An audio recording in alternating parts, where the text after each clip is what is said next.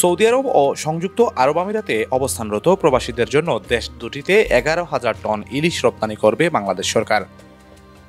সোমবার সচিবালয়ে মৎস্য ও প্রাণী সম্পদ মন্ত্রণালয়ের সম্মেলন কক্ষে উপদেষ্টা ফরিদা আক্তার এসব তথ্য জানিয়েছেন।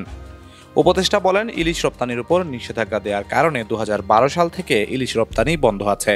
2023-24 অর্থবছরে ইলিশের উৎপাদন ছিল 5.30 লাখ টন। বর্তমান অন্তর্বর্তীকালীন সরকার দেশের মানুষের জন্য ইলিশ সরবরাহ বাড়ানো এবং দাম নিয়ন্ত্রণে রাখার জন্য সচেষ্ট। পাশাপাশি বাংলাদেশের মানুষ যারা বিভিন্ন দেশে কাজ করছেন এবং দেশে রেমিটেন্স পাঠাচ্ছেন, এমনকি বৈষম্য বিরোধী আন্দোলনের সময় বিদেশের মাটিতে বাংলাদেশের ছাত্র জনতার পাশে সোচ্চার ছিলেন, তাদের অনুরোধের পরিপ্রেক্ষিতে সীমিত আকারে ইলিশ মাছ রপ্তানির পরিকল্পনা নেওয়া হয়েছে। উপদেষ্টা বলেন, সারা বছর পাঠানো না গেলেও অধিক ইলিশ প্রাপ্তির সময় আগস্ট ও সেপ্টেম্বর মাসে প্রবাসীদের জন্য ইলিশ পাঠানোর ব্যবস্থা নেওয়া যেতে পারে।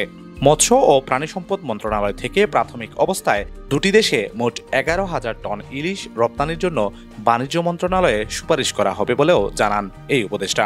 এরপর অন্যান্য দেশে পাঠানোর বিষয়ে বিবেচনা করা যেতে পারে বলেও জানান তিনি। Star TV news desk.